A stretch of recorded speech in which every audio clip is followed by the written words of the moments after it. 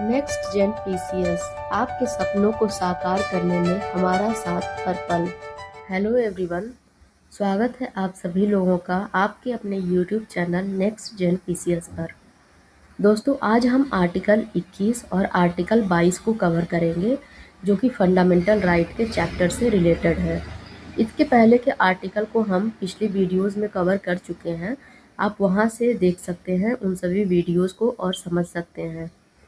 दोस्तों, video start करने से पहले या फिर क्लास स्टार्ट करने से पहले मैं आप लोगों से एक बात कहना चाहूँगी। क्या आप लोगों को कोई क्वेरी नहीं रह रही है, या फिर कोई किसी भी जगह ऐसे नहीं हो रहा है कि समझ नहीं आ रहा, कोई क्वेश्चन रेज करना चाहिए? क्योंकि मुझे ऐसे लग रहा है कि क्वेश्चन आपके दिमाग में आता होगा, लेकिन आप रेज नहीं कर रहे हैं क्वेश्चंस। तो आप लोग प्लीज़ क्वेश्चंस अगर आपके दिमाग में आ रहा है, बेझिझक या तो टेलीग्राम ग्रुप में आप लोग पूछ सकते हैं, उसमें चैट ग्रुप मैंने क्रिएट कर रखा है, या फिर आप यहीं पे कमेंट बॉक्स में कमेंट करके पूछ सकते हैं। एक एक जो भी आर्टिकल है इतनी इम्पॉर्टेंट है, आप लोग प्लीज़ एक एक आर्टिकल को ध्यान से देखिए, और कोई भी क्वेरी हो क्लियर करते चलिए। और अगर मुझे लगा कि मैं उसको और अच्छे तरीके से समझा सकती हूँ, तो मैं उसे आप लोगों को अगली क्लास में समझा दूंगी।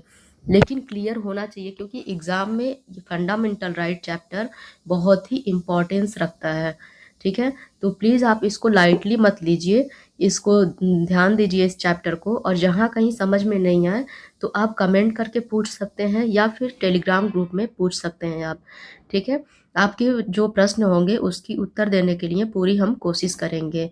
और अगर आपको नोट्स कैसा लग रहा है, इसमें क्या और इम्प्रूवमेंट होनी चाहिए, आप लोग अपना फ्री एडवाइस दे सकते हैं। ठीक है, और ये फ्री एडवाइस नहीं होगा, मेरे लिए तो प्रीसियस ही होगा। तो चलिए शुरू करते हैं आज की क्लास को। लेकिन आप लोग प्लीज़ क्वेरी अपना पूछिए, ताकि मुझे भी लगे कि अगर आपको समझ में नहीं आ रहा है तो आप पूछ रहे हैं। ठीक है, क्योंकि जब मैं भी पढ़ रही थी एम लक्ष्मीकांत की बुक, तो मुझे भी बहुत कुछ चीज़ें समझ में नहीं आ रही थी, तो मुझे दिक्कत होती थी। हाँ, तो मुझे भी लग रहा है आप लोगों को भी दिक्कत हो रही होगी, लेकिन आप पूछ नहीं रहे हैं। तो चलिए शुरू करते हैं आज की क्लास को।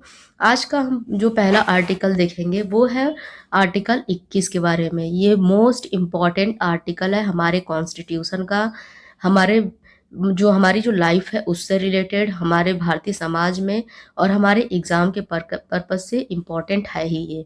ठीक है, अब ये कैसे इम्पॉर्टेंट है? आर्टिकल 21 जो है भारतीय संविधान का वो मूलाधार है जो प्रत्येक व्यक्ति को जीवन और व्यक्तिगत स्वतंत्रता का अधिकार प्रदान करता है। यह अनुच्छेद इसलिए लाया गया क्योंकि स्वतंत्रता से पहले औपनिवेशिक शासन में लोगों की जिंदगी और आज़ादी राज्य की मनमानी पर निर्भर थी। बिना उचित कारण गिरफ्तारी, उत्पीड़न और अधिकारों का हनन आम बात थी उस समय। ठीक है, संविधान निर्माताओं ने महसूस किया कि केवल राजनीतिक स्वतंत्रता पर्याप्त नहीं है। राजनीतिक स्वतंत्रता कहने का तात्पर्य यह है वोट देने का अधिकार, अपनी सरकार चुनने का अधिकार। ठीक है, तो उन लोगों ने क्या महसूस किया? केवल राजनीतिक स्वतंत्रता पर्याप्त नहीं है जब तक व्यक्ति का जीवन गरिमापूर्ण, सुरक्षित और स्वतंत्र न हो। समय के साथ न्यायपालिका ने इस अनुच्छेद का व्यापक अर्थ निकाला, जिसमें सम्मानपूर्वक जीवन, शिक्षा, स्वास्थ्य, स्वच्छ पर्यावरण, आजीविका, निजता जैसे अधिकार भी शामिल कर दिए गए। भारतीय समाज में अनुच्छेद 21 इसलिए अत्यंत महत्वपूर्ण है क्योंकि यह अमीर गरीब, स्त्री पुरुष, ग्रामीण शहरी सभी के लिए समान सुरक्षा की गारंटी देता है, और राज्य की शक्ति पर नियंत्रण रखकर व्यक्ति की गरिमा को सर्वोच्च मानता है। यही इसे जीवंत अनुच्छेद बनाता है। ठीक है, तो ये था इसका कुछ बैकग्राउंड। चलिए आगे देखते हैं इसको डिटेल में। अनुच्छेद 21 में घोषणा की गई है कि किसी व्यक्ति को उसके प्राण, ठीक है, किसी भी व्यक्ति को उसके प्राण या दैहिक स्वतंत्रता से विधि द्वारा स्थापित प्रक्रिया के अनुसार ही वंचित किया जाएगा, अन्यथा नहीं। ठीक है, मतलब किसी व्यक्ति को जीवन और व्यक्तिगत स्वतंत्रता जो है उससे वंचित नहीं किया जा सकता जब तक कि विधि द्वारा ऐसी स्थापित कोई प्रक्रिया ना हो। इसका तात्पर्य क्या है? इसका तात्पर्य है कि राज्य किसी भी व्यक्ति से उसका जीवन या शारीरिक स्वतंत्रता मनमाने ढंग से नहीं छीन सकता। किसी व्यक्ति को गिरफ्तार करना, हिरासत में लेना, सजा देना या उसकी स्वतंत्रता सीमित करना तभी वैध होगा जब वो कानून द्वारा बनाई गई प्रक्रिया के अनुसार हो। ठीक है। उदाहरण के लिए समझ लीजिए कि अगर पुलिस किसी व्यक्ति को गिरफ्तार करती है तो कारण बताना होगा, तय प्रक्रिया का पालन करना होगा, उसे अदालत में पेश करना होगा। यदि ऐसा नहीं किया गया तो यह अनुच्छेद 21 का उल्लंघन माना जाता है। इस प्रकार यह वाक्य जो है व्यक्ति को राज्य की मनमानी से सुरक्षा देता है और यह सुनिश्चित करता है कि हर व्यक्ति को कानून के तहत ही दंड या प्रतिबंध झेलना पड़े, अन्यथा नहीं। ठीक है। तो इसमें कुछ कुछ केसेस भी आए, जैसे पहला हमारा प्रमुख जो मामला था वो था A.K. गोपालन बनाम मद्रास राज्य। ये कब की केस है? 1950 में। ठीक है। इसमें क्या हुआ, सुप्रीम कोर्ट ने आर्टिकल 21 की जो व्याख्या की बहुत ही ब्रीफली किया, ज़्यादा एक्सप्लेन नहीं किया और इसको संकीर्ण रूप में ही इसकी व्याख्या की। ठीक है। इसमें क्या व्यवस्था की गई कि अनुच्छेद 21 के तहत सिर्फ मनमानी कार्यकारी प्रक्रिया के विरुद्ध सुरक्षा है। ठीक है। मतलब कार्यकारी जो प्रक्रिया है उससे मनमानी ना करे, उससे सुरक्षा उपलब्ध है, न कि विधानमंडलीय प्रक्रिया द्वारा बनाए कानून को। ठीक है। मतलब कार्यपालिका कुछ मनमानी नहीं कर सकती, उससे केवल सुरक्षा है, और विधानमंडल अगर कोई प्रक्रिया बना रही है उसके विरुद्ध इसमें सुरक्षा नहीं है। ठीक है। ये क्या लिखा है, विधायिका द्वारा बनाए गए कानून को चुनौती नहीं दी जा सकती। ठीक है। इसका मतलब राज्य प्राण एवं दैहिक स्वतंत्रता के अधिकार को कानूनी आधार पर रोक सकता है। ठीक है। इसका अर्थ क्या हुआ, इस लाइन का अर्थ हुआ कि राज्य प्राण एवं दैहिक स्वतंत्रता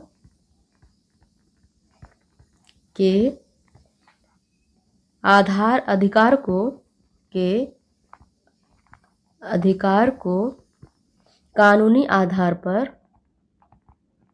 कानूनी आधार पर रोक सकता है। ठीक है। स्पष्ट है।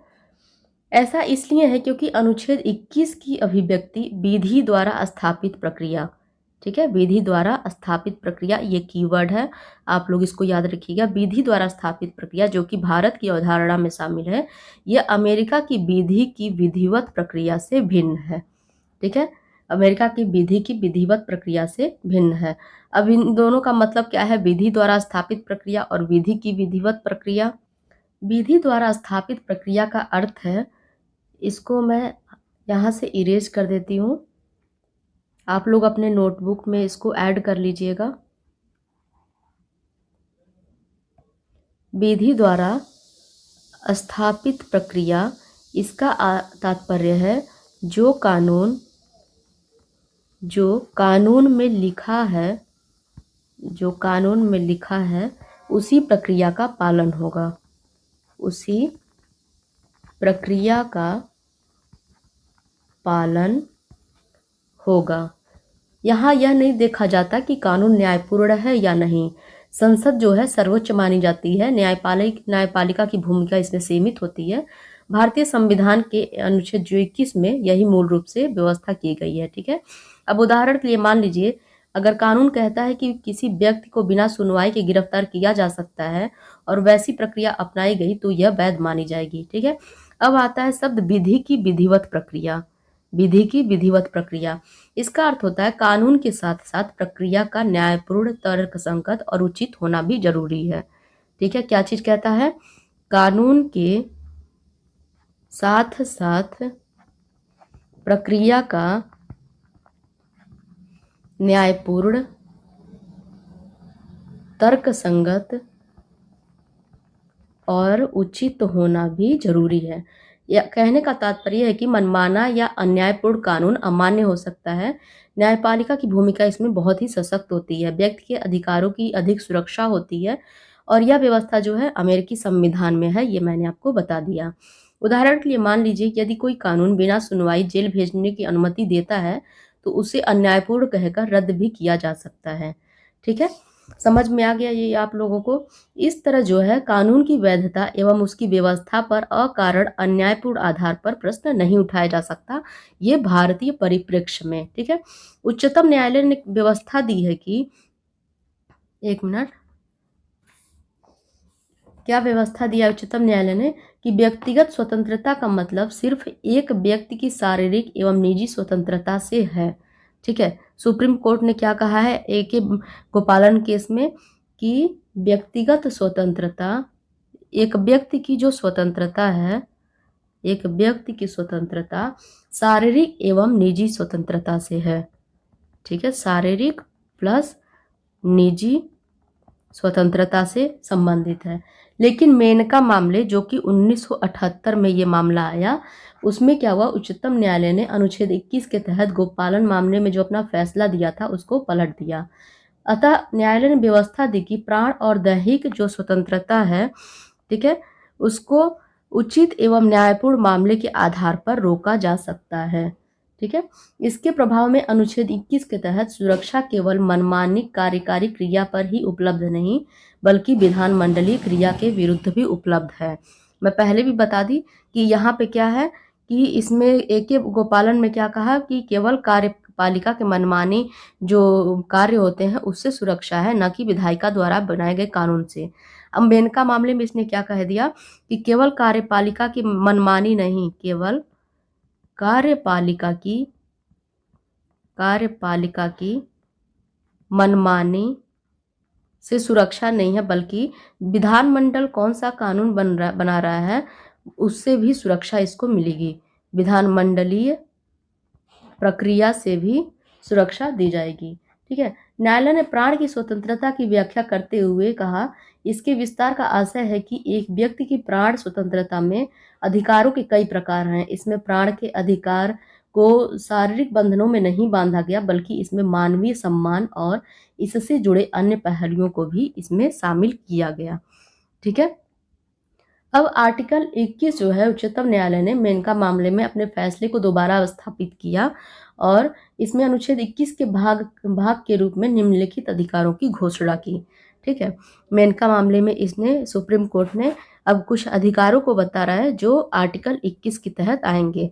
ये जो अधिकार होंगे दोस्तों, आप एक बार इसको देख लीजिएगा अच्छे से, और एक बार नहीं आप इसको बार बार देखिए क्योंकि एग्जाम में अक्सर पूछ लेता है कि ये जो स्वतंत्रता है कौन से आर्टिकल के अंतर्गत आएगी, तो आपको पता होना चाहिए। ठीक है, पहला क्या है, आर्टिकल 21 के अंतर्गत जो जो स्वतंत्रता आएगी मैं उनके बारे में बात कर रही हूँ। पहला है गरिमापूर्ण जीवन का अधिकार, किसी भी व्यक्ति को सम्मानपूर्ण जीवन जीने का अधिकार है। दूसरा, स्वच्छ पर्यावरण का अधिकार, हमारा एनवायरनमेंट गंदा नहीं हो, साफ हो, इसका भी हमारा अधिकार है और ये किस में आएगा, आर्टिकल 21 में। तीसरा है स्वास्थ्य का अधिकार। फिर है निजता का अधिकार।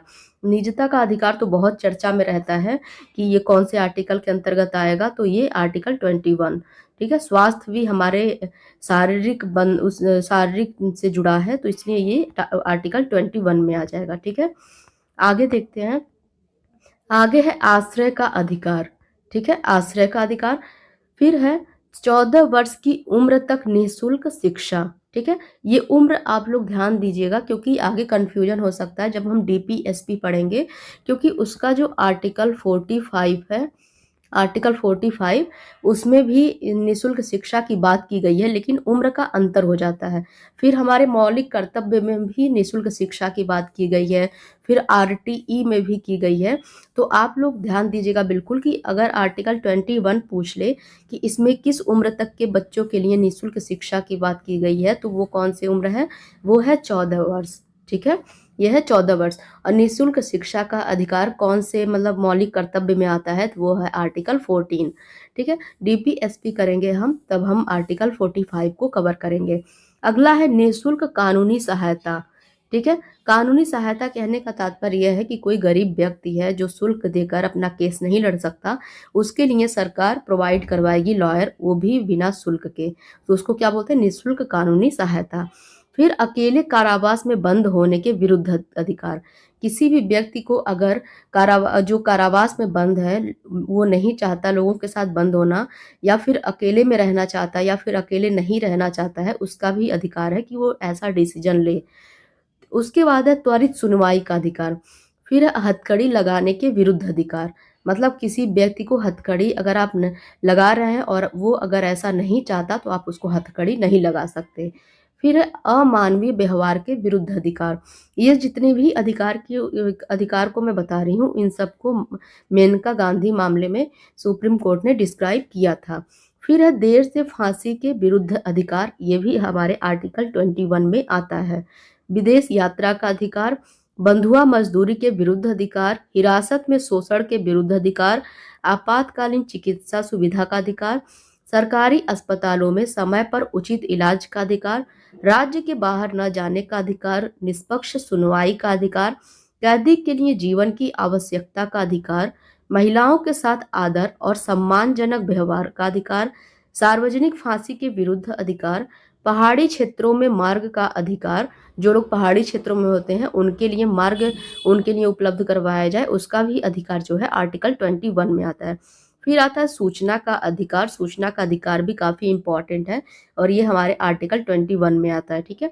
फिर है प्रतिष्ठा का अधिकार, दोष सिद्धि वाले न्यायालय आदेश से अपील का अधिकार, पारिवारिक पेंशन का अधिकार, सामाजिक एवं आर्थिक न्याय एवं सशक्तिकरण का अधिकार, बारकेटर्स के विरुद्ध अधिकार, और है जीवन बीमा पॉलिसी के विनियोग का अधिकार, शयन का अधिकार, शोर प्रदूषण से मुक्त होने का अधिकार, धारणीय विकास का अधिकार। धारणीय मतलब सस्टेनेबल डेवलपमेंट, मतलब एनवायरनमेंट और जो इंडस्ट्रियल डेवलपमेंट है, उन दोनों का साथ साथ जो विकास होता है उसको हम सस्टेनेबल डेवलपमेंट कहते हैं, ठीक है। एनवायरनमेंट भी बचा रहे और हमारा जो है इंडस्ट्रियल ग्रोथ है वो भी बढ़ता रहे, तो उसका भी जो अधिकार है वो आर्टिकल 21 में आ जाएगा। और फिर अवसर का अधिकार, ये जितने भी अधिकारों की मैं बात की वो सारे आर्टिकल 21 का हिस्सा हैं। तो इनमें से अगर कोई भी पूछ दे, आजकल एग्जाम में पूछ देता है ये कोई भी अधिकार देके, क्योंकि right to life, right to information और राइट टू एजुकेशन, ये तो काफ़ी बार क्वेश्चंस में पूछ लिया है, तो अब ये पूछना बंद कर दिया है। तो अब इनमें से कोई एक उठा के पूछ लेता है एग्जाम में कि ये जो आर्टिकल है, सॉरी ये जो अधिकार है कौन से आर्टिकल में आएगा। तो आप लोगों को कंफ्यूज होने की ज़रूरत नहीं है, आप लोग पढ़े इसको 3-4 बार पढ़ेंगे, याद हो जाएगा, या अपने लाइफ से इसको जोड़ के देख लीजिए, ठीक है। तो आप लोग एग्जाम में इस पर टिक कर सकेंगे। अब हम पढ़ेंगे आर्टिकल 21A, ठीक है। आर्टिकल 21A जो है इम्पॉर्टेंट हो जाता है, जो कि शिक्षा का अधिकार है, ठीक है। क्या है? शिक्षा का अधिकार से संबंधित है। आर्टिकल 21A में घोषणा की गई है कि राज्य 6 से 14 वर्ष तक के बच्चों के लिए, कितने वर्ष के बच्चों के लिए, ये मोस्ट इम्पॉर्टेंट है क्योंकि अक्सर उम्र ही पूछता है एग्जाम में, ठीक है। 6 से 14 वर्ष तक के बच्चों के लिए, उस उम्र के बच्चों के लिए निःशुल्क एवं अनिवार्य शिक्षा उपलब्ध करवाएगा, ठीक है, निःशुल्क एवं अनिवार्य। उसके बाद इसका निर्धारण राज्य करेगा, ठीक है। इस प्रकार यह व्यवस्था केवल आवश्यक शिक्षा के एक मूल अधिकार के अंतर्गत है, न कि उच्च एवं व्यावसायिक शिक्षा के संदर्भ में, ठीक है। ये केवल जो 6 से 14 वर्ष तक के बच्चे हैं उनके लिए, न कि व्यावसायिक। व्यावसायिक कहने का तात्पर्य ये है व्यावसायिक और उच्च शिक्षा। उच्च शिक्षा यानी कि जो 12th के बाद आप लोग करते हैं ग्रेजुएशन, ठीक है, पोस्ट ग्रेजुएशन, ये क्या हो जाता है, उच्च शिक्षा हो जाती है। जबकि व्यावसायिक शिक्षा वो होती है जो व्यवसाय के उद्देश्य से की जाती है, तो उसको हम क्या बोल देते हैं, व्यावसायिक शिक्षा। उसके बाद से जैसे BTC B.Ed ये सब जो होता है ये व्यवसाय के लिए ही एक डिग्री ली जाती है। तो ये जो है ये कंपलसरी नहीं है, केवल मौलिक मूल जो एजुकेशन है, मतलब जो शिक्षा है उसके लिए ये प्रावधान किया गया है। इसको कब जोड़ा गया? 86वां संविधान संशोधन अधिनियम 2002 में, ठीक है। ये संविधान संशोधन जो है इसको याद रखिएगा आप लोग, कौन सा है, 86th कॉन्स्टिट्यूशनल अमेंडमेंट, यानी कि 86वां संविधान संशोधन, ठीक है। ये व्यवस्था क्या 86वें संविधान संशोधन अधिनियम 2002 के अंतर्गत की गई है। यह संशोधन देश में सर्व शिक्षा के लक्ष्य में से एक मील का पत्थर साबित हुआ है। सरकार ने यह कदम नागरिकों के अधिकार के मामले में द्वितीय क्रांति की तरह उठाया है, ठीक है। इस संशोधन के पहले भी संविधान में भाग 4 के अनुच्छेद 45, ठीक है, मैं पीछे बात की हूँ, तो जो हमारा DPSP है वो भाग 4 के अंतर्गत आता है। तो भाग 4 के आर्टिकल 45 में बच्चों के लिए निःशुल्क एवं अनिवार्य शिक्षा की व्यवस्था थी। तथापि निदेशक सिद्धांत होने के कारण यह न्यायालय द्वारा जरूरी नहीं ठहराया जा सकता था। अब उसमें कानूनी प्रावधान की व्यवस्था है, ठीक है। ये न्यायालय द्वारा क्यों नहीं जरूरी ठहराया जा सकता था, क्योंकि डीपीएसपी में ऐसे आर्टिकल्स आए हैं या ऐसे कार्य हैं जो राज्य के ऊपर छोड़ दिया जाता है कि राज्य अपने अकॉर्डिंग तय करे कि उसके लिए वो क्या पॉलिसी बनाएगा। तो उसमें कोई न्यायालय में चुनौती नहीं देता, ठीक है, जो डीपीएसपी के अंतर्गत आते हैं। लेकिन जैसे ही हमारा फंडामेंटल राइट आ जाता है, हम उसके लिए चुनौती दे सकते हैं कि इन चीज़ों का होना चाहिए या इन चीज़ों को नहीं होना चाहिए, ठीक है। यह संशोधन अनुच्छेद 45 के निर्देशक सिद्धांत को बदलता है। अब इसे पढ़ा जाता है, राज्य सभी बच्चों को 14 वर्ष की आयु पूरी करने तक निःशुल्क और अनिवार्य शिक्षा देने के लिए उपलब्ध करने का प्रयास करेगा। इसमें एक मूल कर्तव्य 51 क, ठीक है, 51 का ये हमारा मौलिक कर्तव्य है के तहत क्या हुआ, जोड़ा गया। प्रत्येक नागरिक का यह कर्तव्य होगा कि वो 6 से 14 वर्ष तक के बच्चों को शिक्षा प्रदान कराएगा, ठीक है। यहाँ पे ये नागरिकों के लिए चेतावनी है, मौलिक कर्तव्य है प्रत्येक व्यक्ति का कि वो अपने बच्चे को 6 से 14 वर्ष तक जो भी मौलिक शिक्षा है वो प्रदान करवाएगा, ये अनिवार्य है ऐसा, ठीक है।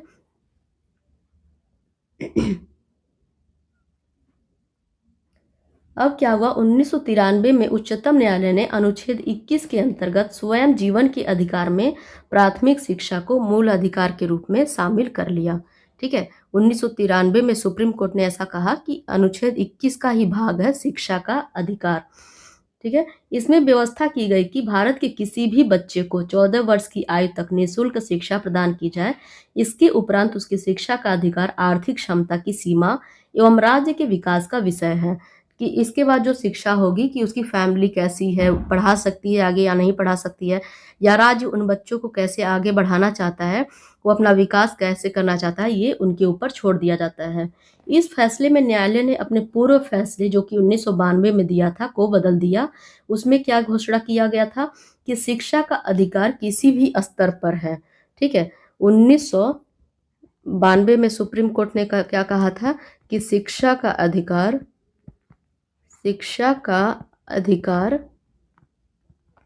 किसी भी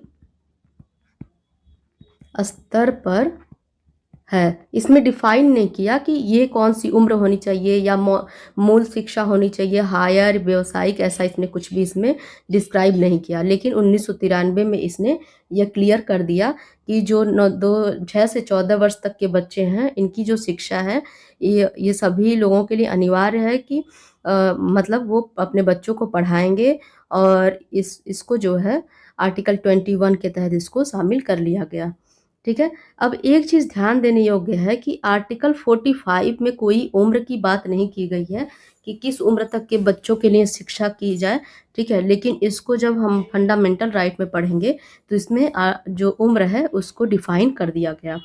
आर्टिकल 21 के अनुसरण में संसद ने बच्चों को निःशुल्क एवं अनिवार्य शिक्षा का अधिकरण यानी RTE अधिनियम 2009 अधिनियमित करके इस अधिनियम के अंतर्गत ये व्यवस्था किया गया है कि 14 वर्ष की आयु तक के प्रत्येक बच्चे को, ठीक है, कितने वर्ष तक के, 14 वर्ष तक के बच्चों के लिए संतोषजनक एवं समुचित गुणवत्ता वाली पूर्णकालीन प्रारंभिक शिक्षा एक ऐसे औपचारिक विद्यालय जिसमें कि अनिवार्य परिपाटियों एवं मानकों का पालन किया जाता हो में प्राप्त करने का अधिकार है, ठीक है। समझ में आ गया। औपचारिक विद्यालय यानी कि गवर्नमेंट से जो मान्यता प्राप्त विद्यालय है वो निर्धारित मानक एवं योग्यता हो, गुणवत्तापूर्ण वहाँ पे शिक्षा दी जाए और भेदभाव नहीं होनी चाहिए वहाँ पे, ठीक है। मतलब हर क्लास के बच्चे वहाँ पे, क्लास मतलब ऐसे कि मतलब मिडिल हो, अपर लोअर जो भी हो, सबको पढ़ने की वहाँ पे भेदभाव रहित अधिकार है, ठीक है। इसका उद्देश्य था समानता स्थापित करना, सामाजिक न्याय को लाना, लोकतांत्रिक मूल्य को बढ़ावा देना एवं न्यायपूर्ण एवं मानवीय समाज का निर्माण करना, ठीक है। तो ये था दोस्तों आर्टिकल 21। इसको बहुत ही ध्यान से आप लोग नोट करिएगा नोट्स में, और इसको याद भी कर लीजिएगा इसमें जितने अधिकार हैं आर्टिकल 21 के अंतर्गत, क्योंकि एग्जाम में अक्सर पूछ लेता है। अब हम देखेंगे आर्टिकल 22 को, जो कि है निरोध एवं गिरफ्तारी से संरक्षण के संबंध में। अब हम देखेंगे आर्टिकल 22 को, जो कि है निरोध एवं गिरफ्तारी से संरक्षण। चलिए एक प्रश्न पूछते हैं, अगर पुलिस किसी व्यक्ति को गिरफ्तार कर ले तो क्या उस व्यक्ति को कोई अधिकार नहीं होते? तो आप देख सकते हैं आर्टिकल 22 जो है गिरफ्तारी के समय व्यक्ति की सुरक्षा करता है। आर्टिकल 21 जीवन और स्वतंत्रता देता है, जबकि आर्टिकल 22 गिरफ्तारी के समय व्यक्ति की सुरक्षा करता है। ठीक है, तो आर्टिकल 22 जो है गिरफ्तारी और निरोध की स्थिति में व्यक्ति के अधिकारों की रक्षा करता है। यह अनुच्छेद इसलिए महत्वपूर्ण है क्योंकि जब राज्य किसी व्यक्ति की स्वतंत्रता छीनता है तब उसके साथ मनमानी न हो। इसके अंतर्गत सामान्य गिरफ्तारी की स्थिति में व्यक्ति को गिरफ्तारी का कारण बताना, वकील से परामर्श लेने का अधिकार देना तथा 24 घंटे के भीतर मजिस्ट्रेट के समक्ष प्रस्तुत करना अनिवार्य है ताकि पुलिस की सख्ती पर नियंत्रण रहे। साथ ही यह अनुच्छेद निवारक निरोध यानी कि प्रिवेंटिव डिटेंशन की व्यवस्था भी करता है, जिसमें भविष्य में अपराध की आशंका के आधार पर व्यक्ति को हिरासत में लिया जा सकता है, परंतु इसमें भी कारण को बताना होगा। सलाहकार बोर्ड द्वारा समीक्षा और कानून द्वारा निर्धारित अधिकतम अवधि जैसी सुरक्षा दी गई है। इस प्रकार अनुच्छेद 22 अनुच्छेद 21 में निहित जीवन और व्यक्तिगत स्वतंत्रता के अधिकार को व्यवहारिक सुरक्षा प्रदान करता है और भारतीय लोकतंत्र में व्यक्ति की स्वतंत्रता तथा राज्य की शक्ति के बीच संतुलन स्थापित करता है। ठीक है, तो चलिए अब इसको हम डिटेल में देखते हैं आर्टिकल 22 को। देखिए आर्टिकल 22 जो है किसी व्यक्ति को गिरफ्तारी एवं निरोध से संरक्षण प्रदान करता है। ठीक है, किससे किससे? गिरफ्तारी और निरोध। ठीक है, ये हिरासत जो होती है दो तरह की होती है। हिरासत कितने तरह की होती है? दो तरह की। पहली होती है दंड विषयक हिरासत और दूसरी कौन सी होती है? निवारक हिरासत। दंड विषयक हिरासत एक व्यक्ति को दंड देती है जिसने अपराध स्वीकार कर लिया हो। ठीक है, दंड विषयक में कौन से अपराध आते हैं? जिसने अपराध स्वीकार कर लिया है और अदालत में उसे दोषी ठहराया जा चुका है। ठीक है, ये कंडीशन है, ये बहुत इंपॉर्टेंट है। ये जो कंडीशंस हैं कि दंड विषयक हिरासत में किन व्यक्तियों को हिरासत में लिया जा सकता है, तो आप कह सकते हैं एक व्यक्ति जिसने अपराध स्वीकार कर लिया है और जिसे न्यायालय में दोषी ठहराया जा चुका है। अब निवारक हिरासत में क्या होता है? निवारक हिरासत वह है जिसमें बिना सुनवाई के अदालत में दोषी ठहराया जाए। ठीक है, बिना सुनवाई के हिरासत कर लिया जाए। इसका उद्देश्य होता है किसी व्यक्ति को पिछले अपराध पर दंडित न कर भविष्य में ऐसे अपराध न करने की चेतावनी देना। ठीक है, कि भविष्य में ऐसा अपराध न करे। इस तरह निवारक हिरासत केवल शक के आधार पर एहतियाती होती है। ठीक है, केवल शक के आधार पर। आप लोग इसको बहुत ध्यान से नोट करिएगा क्योंकि ये एग्जाम में अक्सर आधार पूछ लेता है कि दंड विषयक हिरासत और निवारक हिरासत में अंतर बताइए, या फिर दंड विषयक हिरासत के लिए कंडीशंस क्या क्या हैं।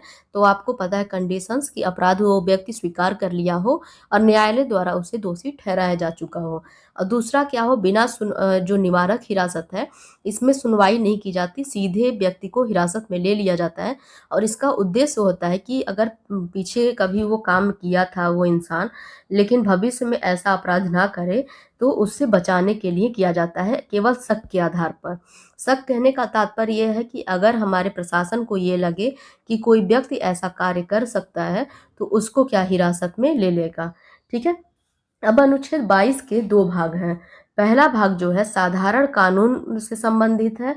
ठीक है, जबकि दूसरा भाग निवारक हिरासत के मामले से संबंधित है। ठीक है, इसके कितने भाग हैं? दो। पहला साधारण कानून के मामले में हिरासत से, और दूसरा निवारक मामले में। ठीक है, निवारक मामले में। अनुच्छेद 22 का जो पहला भाग है ये साधारण कानून के अंतर्गत गिरफ्तार मतलब जो व्यक्ति हैं उससे संबंधित है। ठीक है, जिसे साधारण कानून के तहत हिरासत में लिया जा चुका है। निम्नलिखित अधिकार उसको उपलब्ध करवाया जाता है। ठीक है, पहला क्या है? गिरफ्तार करने के आधार पर सूचना देने का अधिकार। गिरफ्तारी के कारण की सूचना कि किन आधारों पर उसको गिरफ्तार किया गया है, ये सूचना देने का अधिकार है। विधि व्यवसायी से परामर्श और प्रतिरक्षा कराने का अधिकार। तीसरा इसका है दंडाधिकारी यानी कि मजिस्ट्रेट के सम्मुख 24 घंटे में यात्रा के समय को छोड़कर पेश होने का अधिकार। ठीक है, 24 घंटे में मजिस्ट्रेट के समक्ष पेश होने का अधिकार। लेकिन इसमें यात्रा का समय निकाल दिया जाता है। ठीक है, यात्रा का समय। कहने का तात्पर्य यह है कि मान लीजिए कि कोई व्यक्ति जो है उसको दिल्ली में लाना है, ठीक है, और वो कहीं और किसी दूसरे स्टेट में बैठा है, तो वहाँ से जो पुलिस जब लाएगी उस स्टेट से दिल्ली तक, ठीक है, तो जो समय बीच का है उसको निकाल दिया जाता है। ठीक है, दंडाधिकारी द्वारा बिना अतिरिक्त निरोध दिए 24 घंटे में रिहा करने का भी अधिकार है। ठीक है, दंडाधिकारी द्वारा बिना अतिरिक्त निरोध दिए 24 घंटे में रिहा करने का अधिकार। ठीक है, यह सुरक्षा कवच विदेशी व्यक्ति या निवारक हिरासत कानून के अंतर्गत गिरफ्तार व्यक्ति के लिए उपलब्ध नहीं है। ठीक है, किसके किसके लिए पहला जो कानून है उपलब्ध नहीं है? विदेशी व्यक्ति, कोई फॉरेनर हो, या फिर निवारक निरोध के अंतर्गत गिरफ्तार कोई व्यक्ति है, उनके लिए उपलब्ध नहीं है। कहने का तात्पर्य यह है निवारक निरोध के अंतर्गत कि जिनको शक के आधार पर अगर गिरफ्तार किया गया है उनके लिए यह कानून नहीं है। उच्चतम न्यायालय ने यह व्यवस्था भी दी है कि अनुच्छेद 22 का प्रथम भाग गिरफ्तारी और निरोध न्यायालय के आदेश के अंतर्गत गिरफ्तारी, जन अधिकार गिरफ्तारी, आयकर न देने पर गिरफ्तारी एवं विदेशी के पकड़े जाने पर लागू नहीं होता। ठीक है, किस पे लागू नहीं होता? एक तो ये विदेशी हो गए, ठीक है, दूसरे निवारक निरोध के अंतर्गत गिरफ्तार व्यक्ति हो गया। उसके बाद से जन अधिकारी,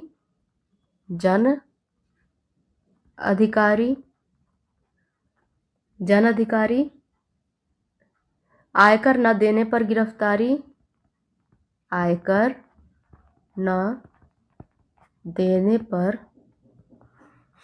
गिरफ्तारी या विदेशी पकड़े जाने पर ये लागू नहीं होता। ठीक है, इसका प्रयोग केवल आपराधिक क्रियाओं या सरकारी अपराध प्रकृति एवं कुछ प्रतिकूल सार्वजनिक हितों पर भी हो सकता है। ठीक है, अभी तक हम किसके बारे में बात कर रहे थे? जो आर्टिकल 22 है उसके भाग 1 के बारे में। अब हम भाग 2 को देखेंगे, जिसमें कहा गया है कि उन व्यक्तियों को सुरक्षा प्रदान करता है ये भाग जिन्हें दंड विषयक कानून के अंतर्गत क्या गिरफ्तार किया गया है। यह सुरक्षा नागरिक एवं विदेशी दोनों पर लागू होता है। ठीक है, आर्टिकल 22 का जो भाग 1 है, जो साधारण कानून के अंतर्गत गिरफ्तार किया गया है, वो विदेशियों पर लागू नहीं होता, लेकिन जो भाग 2 है वो विदेशियों पर भी लागू होता है। ठीक है, ये आप लोग बिल्कुल ध्यान में रखिएगा। यह सुरक्षा नागरिक एवं विदेशी दोनों के लिए उपलब्ध है। अब इसमें शामिल क्या है? व्यक्ति की हिरासत 3 माह से ज्यादा नहीं बढ़ाई जा सकती। ठीक है, व्यक्ति की हिरासत 3 माह से ज्यादा नहीं बढ़ाई जा सकती बिना सलाहकार बोर्ड की अनुमति के। ठीक है, बोर्ड में उच्च न्यायालय के न्यायाधीश भी होंगे। ठीक है, सुप्रीम कोर्ट के न्यायाधीश भी इसमें होंगे। निरोध का आधार जो है संबंधित व्यक्ति को बताया जाना चाहिए। ठीक है, हालांकि सार्वजनिक हितों के विरुद्ध इसे बताना आवश्यक नहीं है। ठीक है, निरोध उसे क्यों गिरफ्तार किया गया है, जिस व्यक्ति को गिरफ्तार किया है उसे बताया जाना चाहिए, लेकिन अगर सार्वजनिक हित में ऐसा है तो उसे बताना ये जरूरी नहीं है। तीसरा है, निरोध वाले व्यक्ति को यह अधिकार है कि वह निरोध के आदेश के विरुद्ध अपना प्रतिवेदन करे। ठीक है, व्यक्ति जिसको गिरफ्तार किया गया है उसके पास अधिकार है कि इस निरोध के आदेश के विरुद्ध अपना प्रतिवेदन कर सकता है। अनुच्छेद 22 जो है संसद को भी यह बताने के लिए अधिकृत करता है कि किन परिस्थितियों के अधीन और किस वर्ग या वर्गों के मामले में किसी व्यक्ति को निवारक निरोध का उपबंध कराने वाली किसी विधि के अधीन 3 माह से अधिक अवधि के लिए सलाहकार बोर्ड की राय प्राप्त किए बिना विरुद्ध नहीं किया जाएगा। ठीक है, किसी वर्ग या वर्गों के मामलों में कितनी अधिकतम अवधि के लिए किसी व्यक्ति को निवारक निरोध उपबंध करने वाली किसी विधि के अधीन विरुद्ध किया जा सकेगा। जांच में सलाहकार बोर्ड द्वारा अनुसरण की जाने वाली प्रक्रिया, ठीक है, यह संसद को बताने के लिए अधिकृत करता है। अब आता है 44वां संविधान संशोधन अधिनियम 1978। इसके द्वारा निरोध की अवधि को बिना सलाहकार बोर्ड की राय के, ठीक है, यहाँ पे बिना शब्द जो है इंपॉर्टेंट है, बिना सलाहकार बोर्ड की राय के 3 माह से 2 माह कर दिया। ठीक है, कितना कर दिया? 2 माह कर दिया। हालांकि यह व्यवस्था अब भी प्रयोग में नहीं आई, जबकि निरोध की मूल अवधि 3 माह की अब भी जारी है। ये कर तो दिया गया है, लेकिन निरोध की अवधि 3 माह ही जारी है। ठीक है, तो अगर एग्जाम में पूछे कि निरोध कितने महीने तक हो सकता है, तो वो 3 महीने तक। संविधान ने हिरासत मामले में वैधानिक शक्तियों को संसद एवं विधानमंडल के बीच विभक्त किया है। संसद के पास निवारक, निरोध, रक्षा, विदेश मामले एवं भारत की सुरक्षा संबंध में विशेष अधिकार हैं। कौन कौन से अधिकार हैं संसद के पास? संसद और विधानमंडल दोनों में संविधान ने डिवाइड किया है, लेकिन संसद के पास हम देख लेते हैं। संसद के पास निवारक, निरोध, रक्षा, विदेश मामले एवं भारत की सुरक्षा के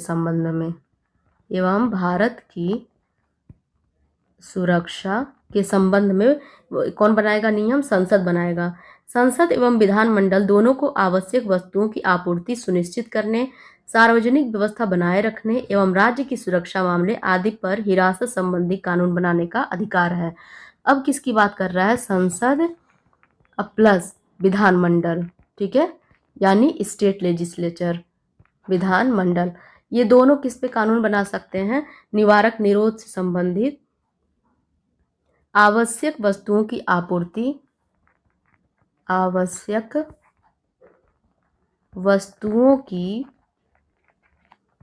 आपूर्ति सुनिश्चित करने,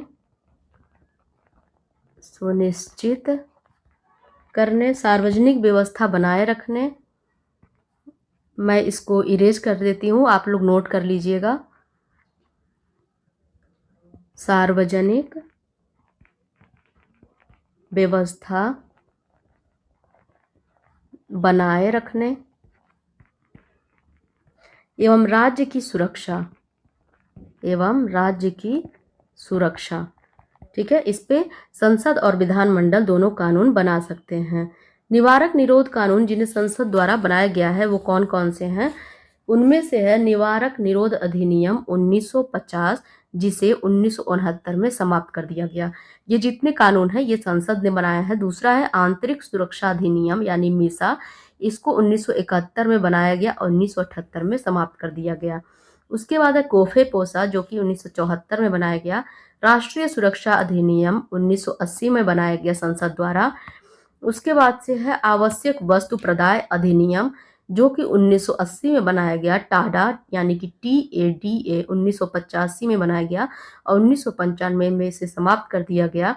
फिर है PITND PSA, इसको 1988 में बनाया गया।